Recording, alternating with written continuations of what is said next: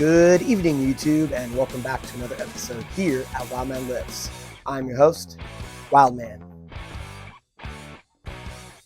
Now on tonight's episode, I actually worked out during the day and I did the log clean and press in the backyard.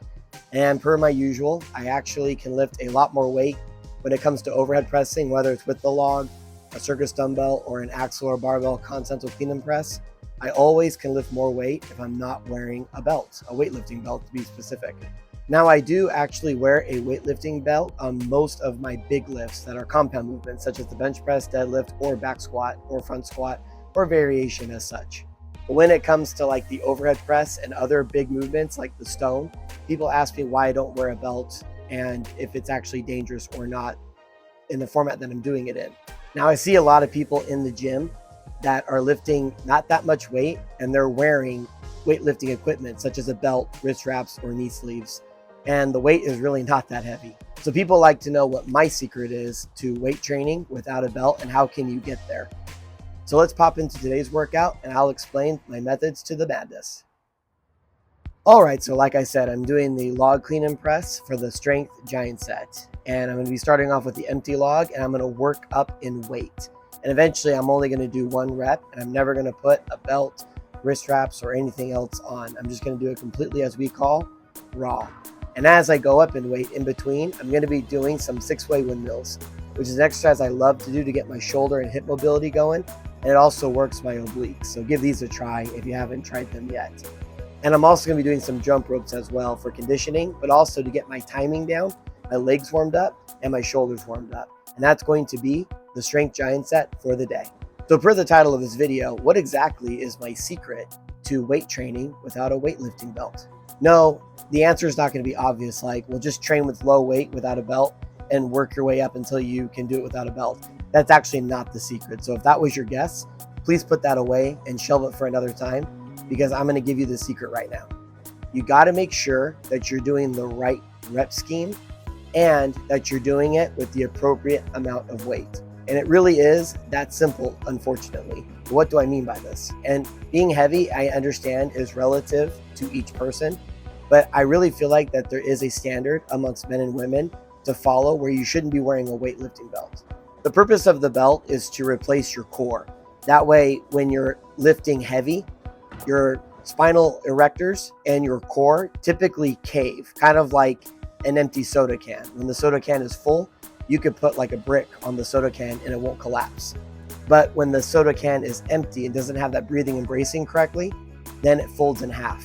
So when the weight gets super heavy and you need a weightlifting belt in order to replace your core, because that's what the belt's gonna do, then it's really important to learn how to breathe and brace into that belt so you can get the most out of the belt. And you can actually lift more weight if you use a weightlifting belt correctly by breathing and bracing. When I see people using a belt in the gym with very low weight, that tells me that their form is incorrect, and that's why they're getting lower back pain, knee pain, and elbow pain, which they're trying to use the belt to fix those things, right? Or they're trying to use wrist wraps or knee sleeves to fix those problems. Then that just means that your mechanics are wrong. So really the secret to weight training without a weightlifting belt is to practice breathing and bracing with very low weight and then working your way up with 6 reps. Typically, this is how strength programs usually work. And then at the end of the strength program, you test your 1 rep max to see if you're gaining any speed or not, because your mechanics are correct, your techniques are correct, the muscles you are working are firing and doing what they're supposed to do, and your breathing and bracing is down so your core is nice and strong and your spinal erectors feel supported. This is how I'm able to do the log clean and press, such as today, without using a belt. And why I'm actually getting a lot more out of it is because the belt restricts my movement. I can't be as explosive as I want to be when I'm doing the log clean and press with a belt. But without it, and since I've practiced breathing and bracing with the log at very lightweight, because I was able to learn how to breathe and brace without a belt, and learning how to be athletically explosive through the movement.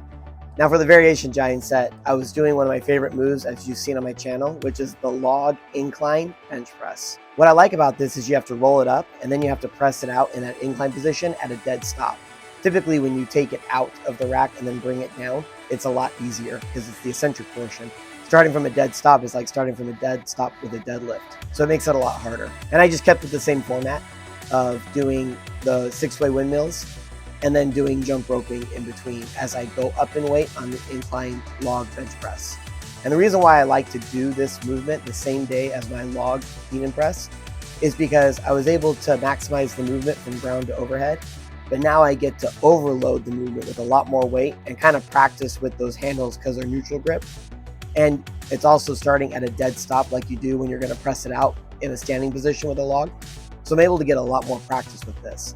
And that's why I like to train on the same day in a variation format, because I'm also involving the chest a little bit more, but I'm still overworking those shoulders that were just fatigued from doing a standard log clean and press, plus all the other work I was doing in between as well, because the 6-way windmills and the jump ropes definitely fatigued my shoulders out. And I really wanted to hit 290 pounds today on the log because I've never done that before. So I knew I wasn't going to be able to hit 6 reps with it, especially after all that work I did before. But hitting 3 reps today was huge. I've never done that before. So I was very pleased with how that went today. Now for the assistance giant set, I was doing the dumbbell seated press, which again, if you've watched my channel long enough, you'll know that I actually credit this a lot to my overhead pressing because pressing a log is very difficult to do. And in between, as I was going up in weight on the dumbbells, I was doing the power press to really target my obliques on the left side and the right side. And then I continued to do jump ropes, which I actually moved the number up a lot more. I was doing 70 before, now I'm doing 100. And when it comes to the log clean and press, the hardest part is the press. Cleaning a log just involves a lot of technique. It actually rolls up very easily, but once you get it up to your shoulders, it's super cumbersome, large, and your handles are way out in front of you and not over the middle of your foot. So you need a lot of shoulder strength. So doing the seated dumbbell press is how I was able to get my shoulder strength up to par to hit that big weight today. But I already knew that my shoulders were super fatigued. So last time I did these 95 pounders for 8 reps, I believe, but this time they were super tired. So I kind of got it to a rocky start and they were awkward the entire time. And I hit 3 reps, but I wasn't doing very good mechanics or technique. So I just placed them down. But that kind of gave me a gauge to let me know how tired my shoulders were.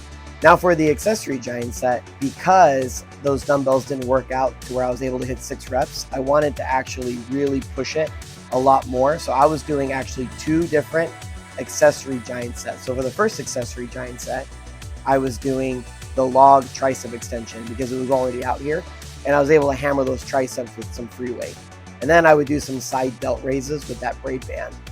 And then I would quickly do hitchhikers right after that to try to really work my shoulder mobility and to finish off my back.